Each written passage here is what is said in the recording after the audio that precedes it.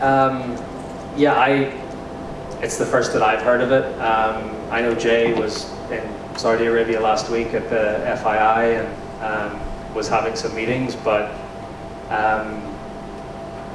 no, I think I would have heard if there was. So I know there's I know he's briefing the transaction committee tonight. So maybe some news comes out of that, but as far as I'm aware, I haven't heard a thing. It just is a very familiar and comfortable place for me.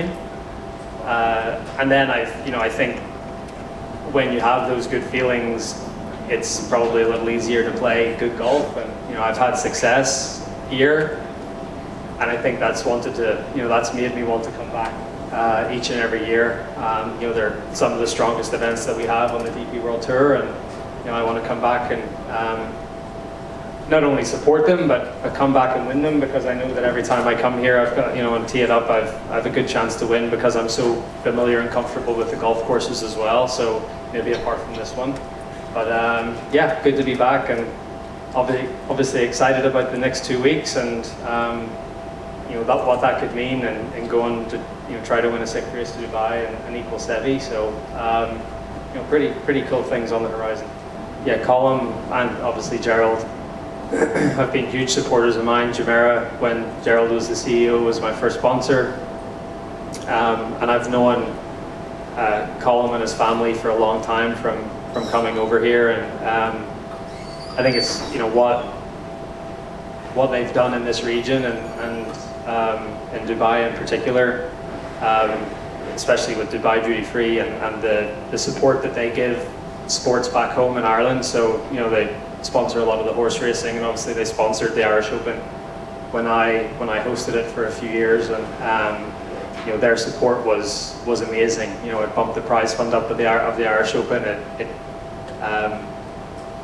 enticed a few more players to come and play the event that wouldn't necessarily play the event. So Colin was a great supporter of sport and golf in Ireland, and obviously built a incredibly successful business here in the region, and he'll be dearly missed. He was a great man. Would like to go down as the most successful European of all time. Obviously, Race to Dubai wins would count to that, but also major championships, and hopefully I've got a few more Ryder Cups ahead of me as well. So that's something that I would like to. I think that's a goal that is quite attainable over the next 10 years, and I'm very proud to be from Europe and have sort of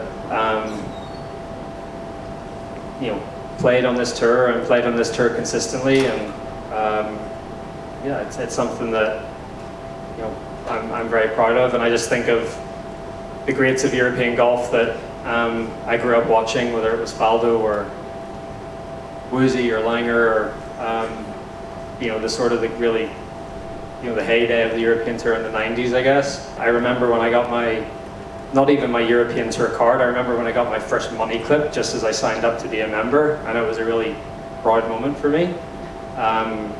So it's something that I've always been proud of, and something I want to continue to do. Hopefully we'll get more than just a patch at the end of the year. I think there has to be some tournaments dispersed throughout the year for the tour to stay relevant, not just in a 4-month window, but a little bit more than that. So yeah, look, we'll see what happens. I think I've articulated that I think the European Tour is in a good spot because it might have a couple of different options going forward. And just focused on my swing, focused on the movement of my swing, focused on some of my body patterns, I guess, and just had a live feed on a TV in front of me of where the club was, and sort of just trying to get the reps in of making the motion that I want to make. And then over the past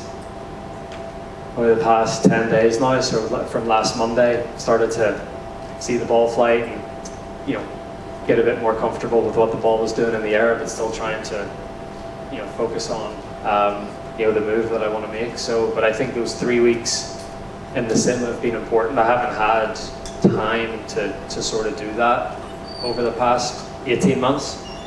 So I thought it was important to get in there and do that. And for me, that's the only way that I'm going to make a swing change, because if I just hit balls in the range, I'm just going to react to whatever ball flight I've just seen. The condition of the golf course is absolutely incredible. Doesn't feel like there's a blade of grass out of place. Yeah, the fairways are so tight, like they're so tight, even for me. I'm like worried about duffing a wedge shot. But fairways are incredible, tees, greens, the condition of the golf course is amazing. And the conditions are different. It's much hotter, not as much wind. As I said at the start, I think if the weather continues to be like this, the scoring is going to be quite a bit lower than it has been here. Par fives are reachable, greens are still really receptive because of the humidity. So,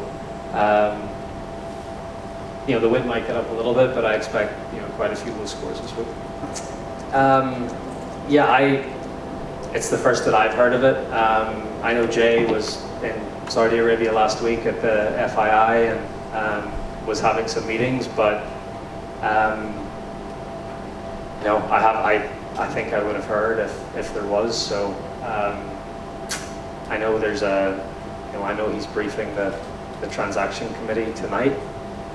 So maybe some news comes out of that, but as far as I'm aware, I haven't heard a thing.